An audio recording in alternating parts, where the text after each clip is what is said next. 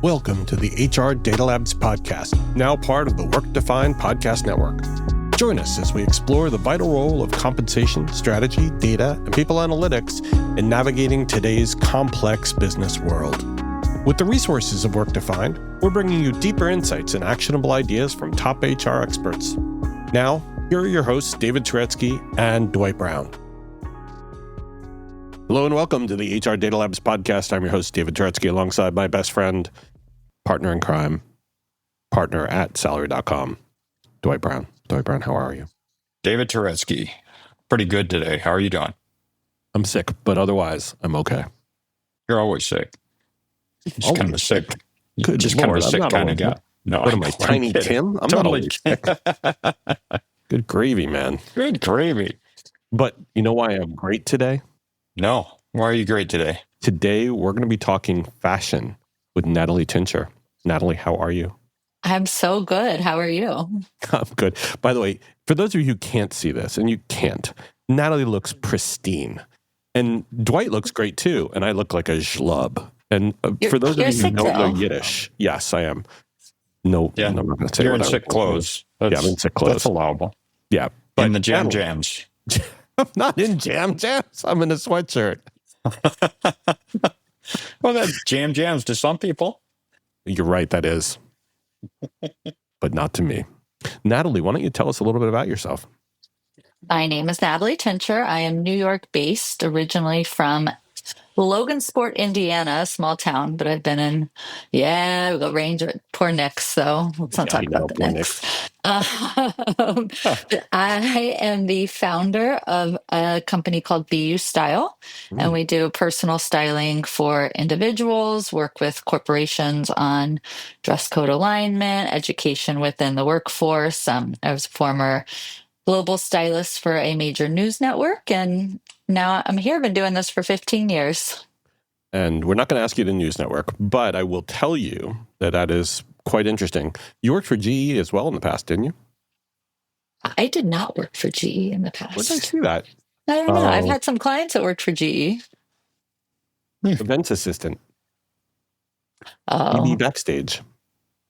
Yeah, I don't know why it pulls up GE on LinkedIn. It was a very bizarre LinkedIn error, but I did work backstage at BB's backstage. Okay, so I was wrong, but they have the General Electric logo. They did, and I contacted them to change that once. I was like, this isn't correct. And of course, it went into somewhere into the abyss, and I stopped worrying about it. So if you all know who we are, we talk about bad data. We talk about data and bad data. Well, that's bad data, right? That's bad data. That's very bad data. It leads to misinterpretations and miscalculations like on this.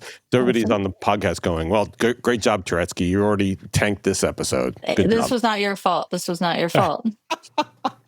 Well, before we get into the episode, let's talk about the one fun thing that no one knows about Natalie. Oh, yes. I racked my brain on this, and there's a lot of things that people know, but maybe not in this podcast. But one thing I don't think anyone in my life knows, that I had a very active imagination when I was a child. So I would pretend to be Wonder Woman. Like, legitimately, I would go into the corner and I'd spin around, and like in my brain, I thought I was Wonder Woman coming to save something in the house. And but nobody else knew because it was secret that I was Wonder Woman. So secret's out. I am Wonder Woman. You are Wonder Woman. Yeah. Mm-hmm. Yeah. I mean, it's all about what exists on our own heads, right? Yes. Exactly. If you believe it, you can achieve it. Right. Exactly. No golden lasso. That's awesome. I just got this mental picture of you going into the corner and flipping around. I'd spin around, and it's fashion. So I put on my armor. Speaking of golden lasso, the cape, and in my brain, I had it all on. Obviously, no one else believed it, but I guess it's foreshadowing for my career and the power of. But that's I was just going to say that, Natalie. It's that the fact is that a lot of people grew up looking at Linda Carter as Wonder Woman and saying, here's this successful woman. I mean, they didn't really understand the Wonder Woman origin story, but the successful woman, powerful, more powerful than a lot of men in her universe. And that it was the outfit that they would associate with that power. Mm-hmm. And so many kids probably grew up thinking, how I look really does influence my power. It's true. And the messaging of clothing and what you put on yourself, there's a term called enclothed cognition that is very much like what you wear is what you're going to communicate, because your body feels this, like I'm putting on something that is projecting or signifying something, whatever that is. And then it goes to your brain, and your brain actually manifests that. And probably helps out with a lot of imposter syndrome as well. Yeah. But we will get to this. We shall. Our topic for today is the intersection of dress guidelines and the authenticity at the workplace.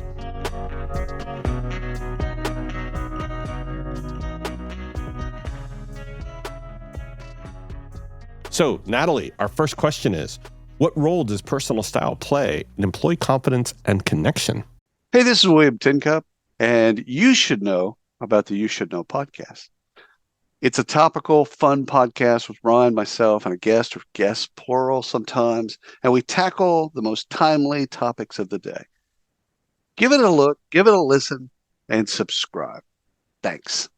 I think it plays nowadays particularly quite a big role, because dress codes have either completely left the building or they're very they've cashed down. So authenticity is such an important part. There was just a big Harvard Business Review project on how now nonverbal communication, authenticity is the number one part of appearance in that pillar, and it used to be different, and now it's authenticity is the number one prize consideration in in executive presence. So that's been a big shift since COVID.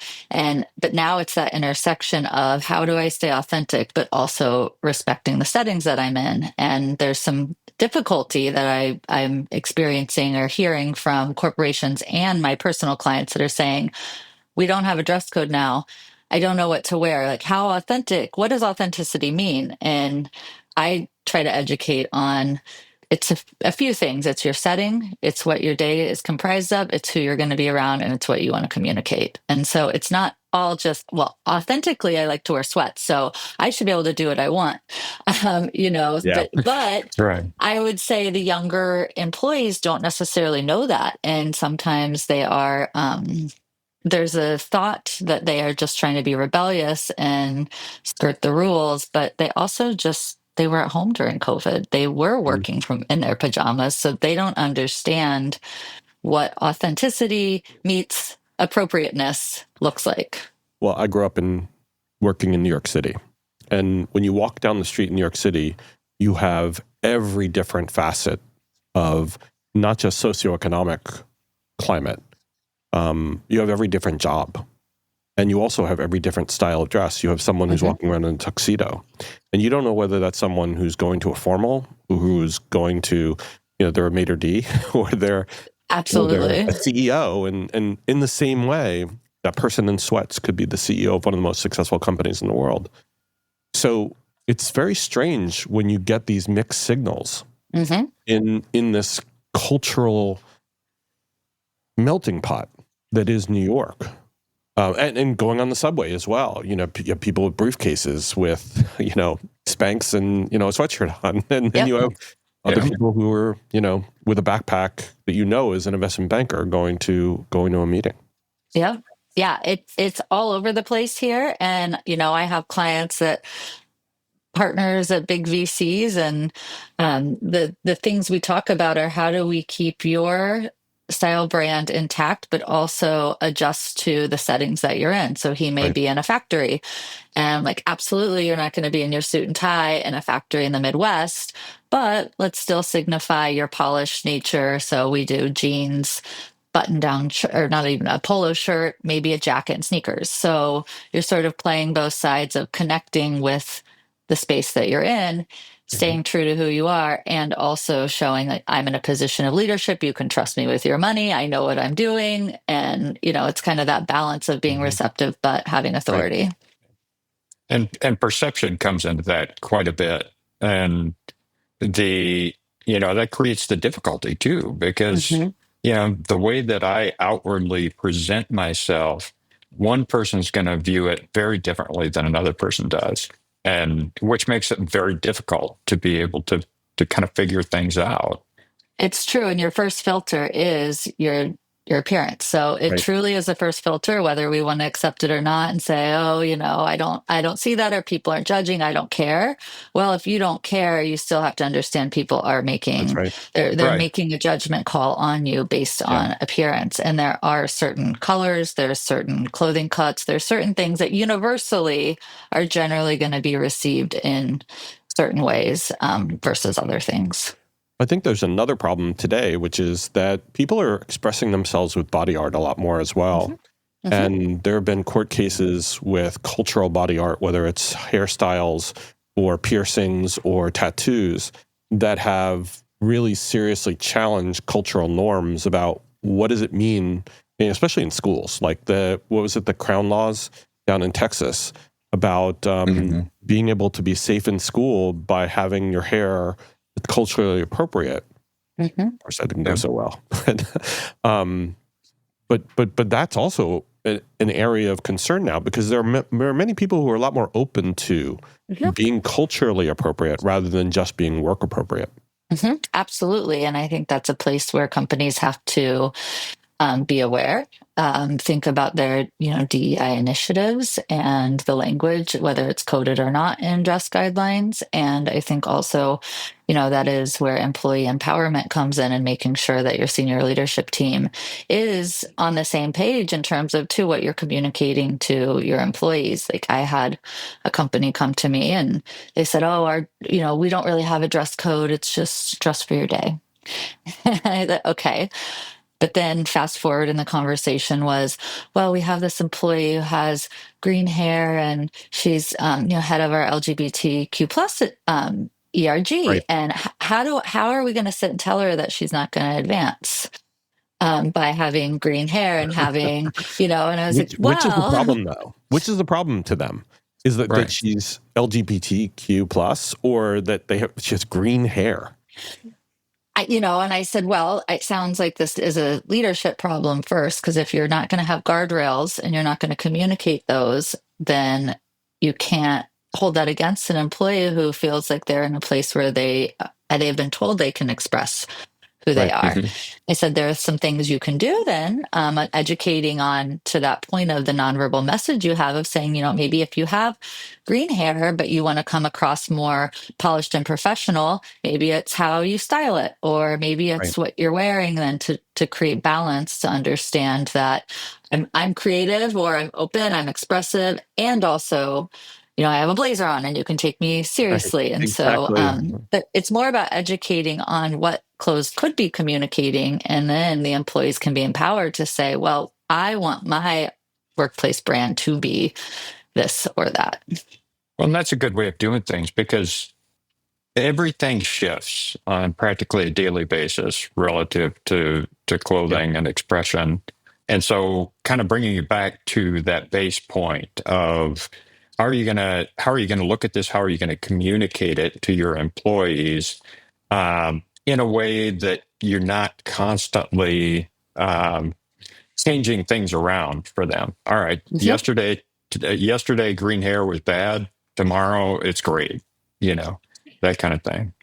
Well, and there's so many generations in the workforce now. And so it's also, I always say it's getting all the generations to be on the same page of, there's also that aspect of, oftentimes the older generation feels like the only thing appropriate for an office is a suit and tie, not understanding that in certain settings that also could be a barrier for openness and what you want to achieve. So we've got very extreme ends of the spectrum and how people view what I think dress codes could be. But then I think a lot of companies are washing their hands of it because they don't want to get involved, because it is a tough conversation. It can be a sensitive conversation. It goes more than just clothing. You are talking about race, religion, sexual orientation, gender, all of those things. And so I think people have decided we're going to not touch it, but then there's still implications of that. Right. Enjoying the conversation? Don't forget to hit subscribe so you never miss an episode packed with insights and strategies. Now, let's dive back in. Natalie, let's touch on the second question, which I think will bring up some different issues as well, which is how has the shift toward hybrid work impact the unspoken rules around professional dress? And what's the cost of not actually addressing them? Well, the return to office, the hybrid work schedules, that has again created a lot of confusion and completely changed the way that we view our closets and how my clients in particular are viewing their closets. We're trying to create what I call smart casual wardrobes. Because it feels like that's sort of the middle ground, which smart casual, to talk in specifics, is usually I can wear nice jeans, nice sneakers, and a blazer or button down, whereas business casual would be no jeans. And so it feels like there's this sort of space in between now of playing in smart casual, business casual, but a lot of people don't know what that is defined as. Even smart casual and business casual today they're relics. I mean, I've been talking about that since 1992 when Morgan Stanley introduced Casual Friday. And I had to sit down with people to talk to them because I was in the HR department at Morgan Stanley, how they were dressed inappropriately. I said, what do you mean? This is Casual Friday. Yeah. Well, everybody else is wearing, no tie. That's how we first started. That's our Casual Friday doesn't mean the word casual. And now, take post-COVID, return to office, where casual for many people is sweats. That's truly casual is casual. And so that's where I think they're having a lot of difficulty, and people do not want to sacrifice comfort. A lot of people do not want to sacrifice comfort. The other difficulty is that so many people that had strict dress codes before and office guidelines, now that they don't, coming back, they're like, I don't know how to dress in a business casual or casual. Like, they just don't even know because they were in suits and ties. And so there's this space where they're like, I don't even have a wardrobe for this. I don't even know how to get started because now I need to be authentic and I need to have a style when that's not my thing. Like, that is, I wanted to show up in my uniform, so to speak. So it's posed a lot of challenges. And again, when offices aren't saying, listen, when you come to the office, these are the expectations, at least the base level of dress, like no leggings. Like, that is something you can say. Like, we don't want sweats. We don't want you could say that, or you have to say that's okay. But even that is challenging because there are jeans that look like leggings and they're called jeggings. I know that because I bought a couple of great pairs of jeans that I didn't realize were actually kind of jeggings. Okay, yeah. I'm a 58-year-old guy who is wearing jeggings, but yeah. Hey, they got stretched. They're comfortable. Comfort is key. Right. So how do you cross that barrier where someone will look at me and I'll be like, why are you staring at my pants long enough to be able to judge whether these are jeans or not? Yeah. I mean, that's a difficult question, and that's where we are. And I think, again, that is I think it's employee education. I truly think it's not, because when you have these parameters, to your point, like a jegging to one, people don't understand all the terminology. And a jegging traditionally was truly a legging that didn't have a fly and you pulled it on. Now they may call it jegging. It looks more like a jean, but it has a certain amount of stretch. So I think when we have a language that people aren't understanding, there needs to be examples. There needs to be people thinking through if you're going to say dress for your day, talk through it and say, what does dress for your day mean? Does it mean I'm meeting in a big meeting with my superiors and a client coming in? Okay, well, what should I wear to a big client meeting or a pitch? Versus I'm working internally with my team. I have a doctor's office. I'm on a Zoom. I'm popping in for a quick meeting. That's a different dress for your day. That could maybe be a jegging if it's an appropriate jegging for the setting. But again, it's like, who am I going to be around? What considerations do I need to make in dressing for your day? Isn't whatever. To me, it's the 60 seconds to walk yourself through your day. I'm in this meeting. I'm in this meeting. It's embarrassing to turn up to a big meeting not dressed correctly, not dressed in a place that you're presenting a professional image that you want. And if you look at Dwight always looks this sharp, right? But if he stood up and he's wearing short shorts, forget it. Forget it. All trust is out the window. People just got a mental picture of that Dwight, I'm sure there are a lot of people who are fanboys of Dwight Brown who say, yeah, let's do it, buddy. We want to see the short shorts. That's it was like in COVID, that reporter that was in it. Yes. I think right? Oops. Yeah, well. Know the shot. Right. There were a lot of opportunities of that during COVID too. Well, and there's also this stress level that goes with complying with policies. It's interesting because I came from an organization, very large organization, very formal organization. And for 22 years, I wore a suit and tie. And getting out of that environment was kind of stressful because it's like, all right, so I'm going to look weird if I still show up in a suit and tie on my Zoom meetings, but is that really, can I dress down at all? If so, what does that look like? And so there's a lot of stress that goes around it, even when you start to define these things. It's sort of telling everyone they need to care about fashion when, right. You don't, like, everyone has to put clothing on, at least in the society we live in, and it's going to say something about you. And so now there's this added level of pressure, to your point, when it's not, this is a uniform, this is what everyone's wearing. Now people are looking at you to look at your style brand as an extension of your personal brand, which has been such a buzz. If you're on camera. If you're on camera, or if you're in an office, it's not always on camera. It's if you're walking into a room, walking down the hallway, what are people thinking? Well, and the reason why I bring up on camera or not is because there are a lot of people who have regulations that say, if you're on a Zoom, you need to be on camera. We need to see that you're paying attention. We need to see that you're not multitasking. And we are all, and have all been guilty of multitasking all the time because we're all ADHD now.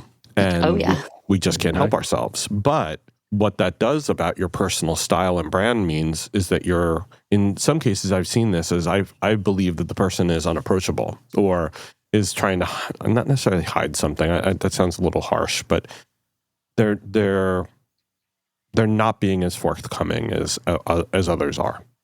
Or as engaged in the conversation, or as interested in the conversation. I think that's something an unconscious bias that I have, in that if you're not on, and I can't make digital eye contact with you in some sense. Right. Yeah.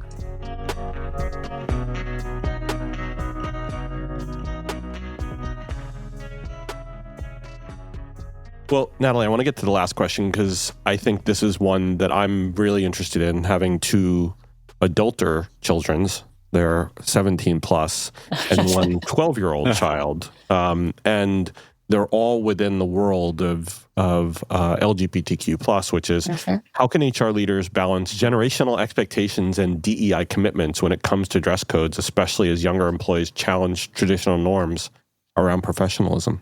I love this question. I don't think we have an answer. We have a conversation to have around this. And I think that's letting all the voices speak. And I think it's not having just one set at the top all look the same. So I think it's having representation and having a dialogue to say, what is it, what does it mean to be a non-binary in the workplace? What does it mean to, look around the room and be represented, or at least create a space for representation? And then what does that look like in a professional setting? And so I think there's that balance of this, I can be what I want, I can do what I want. And I think that's where generations are having a little bit of a push-pull of, well, this generation doesn't this, and this generation this. So we need to cut that language out and just say, what does it look like now to be professional in a workplace, but still be able to show up as who you are? And I just think those conversations need to happen. I think that people are afraid to have them because there is either fear of being canceled, or there's fear of being not being able to speak up and use your voice. And so instead, to sit in a room and have the hard conversations and be able to ask questions. I think all generations need to say, hey, I know if we don't have a dress code, what are the expectations that I have? And then hold senior leadership accountable to also say, hold on, they need to say, let's think about this. Right. Is this an antiquated ideology, or is this something that is sound and fits in with what culture we want to create in our company? Again, I don't think there's a full answer. I think though we all need to be a little more open about talking across the aisles. That I think we generally could all use everywhere, of having those like, what's challenging for you as a Gen Z, or what's challenging for you as an LGBTQ plus, what's challenging for you as a person of color, what's challenging for you, and how can we as a company better communicate to you and better help you feel received as a professional here. Really being able to channel, or kind of going back to that concept that what I wear, how I wear it, is an expression of myself. And so essentially through the conversations, you're channeling that through those conversations. And we accept who you are. Right, exactly. Not and say, well, we accept you, but you need to. But it needs to be, we accept you, and here is, we accept you, and we accept you, and so I think those are the conversations that need to happen, and people need to stop being afraid to have them. Yeah. But Natalie, just like you brought up before with the person who is head of the LGBTQ ERG, and she had green hair, or they had green hair. How much are we willing to stretch? You know, what's the breaking point of, well, we know you're gay and we're not willing to deal with the green hair. Really? That's the line you're going to draw? And with DE&I taking an absolute, horrifyingly more conservative approach these days, where, God forbid, you actually mention DE&I on your website, you know, that's a bad thing. So I guess my question is, how do people feel authentic when feeling authentic might mean that not only are you fired, but or you're just treated awfully in the context of the workplace?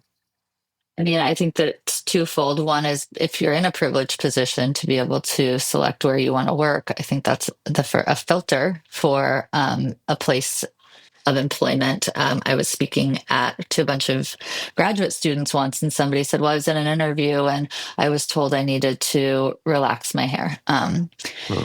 And they said, well, should I do it? And I said, well, the first question I would ask you is, if a company's already making these assertions, is this a place you want to work? Obviously, not everyone is. To them, Natalie. Why would someone say? I mean, that's almost as racist as it gets. When it gets, well, you're black, but we don't like your hairstyle. Like, what? It's awful. It's actually awful. I mean, my jaw dropped. I had to compose myself in this and say, okay, let's flip it.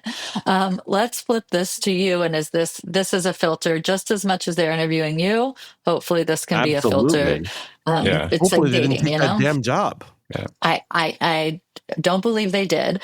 But on that, we are, it's tough to find jobs now. So we're not all in those privileged positions. And so I think if it is something, sometimes, you have to make that choice between, am I going to be in a place where I want that authenticity? I want to have the green hair, and I know that I'm not going to advance now until I can find another job at a company that does.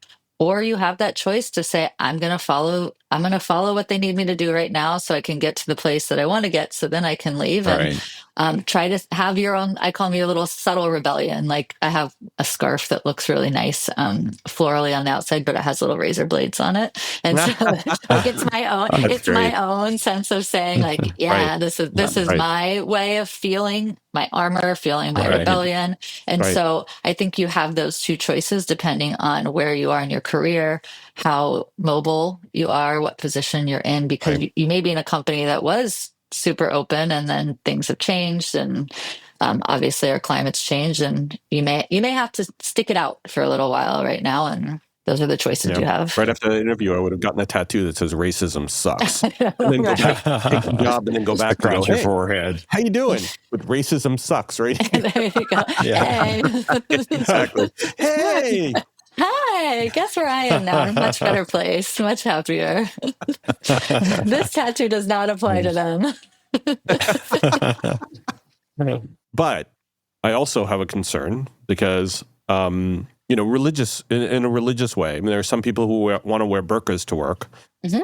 Hasn't always been a safe place to wear burqa to work, especially after 9/11. And then, there are other things like wearing a yarmulke for Jewish folks. And doing that, you're basically putting targets on yourself about who I am and, how much this means to me within the context of my work.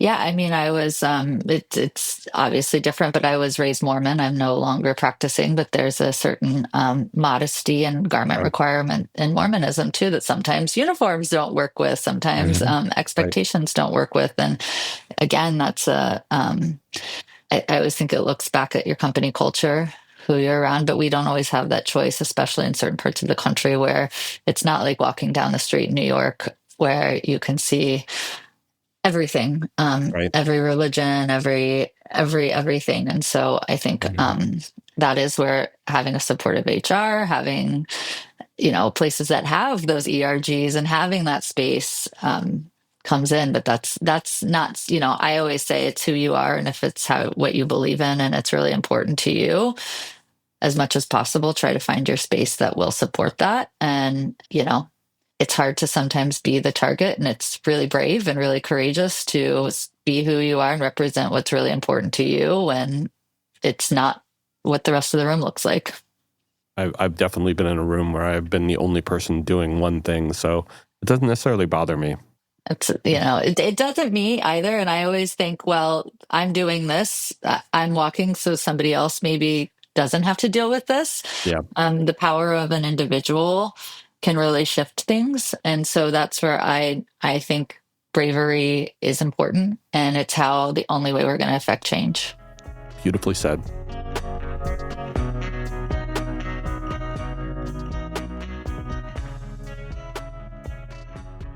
I think we're going to leave it on that mic drop moment because we can talk about this all day and we don't have all day to talk. So thank you very much, Natalie. Thank you. Thank you for this conversation. It's been amazing. Dwight, thank you. Thank you. Thanks for being with us. And thank you all for listening. Take care and stay safe. Thanks for listening to the HR Data Labs podcast. Don't forget to subscribe and share with your network. Also, check out the HR Data Labs Brown Bag Lunch every Friday on YouTube. Stay safe.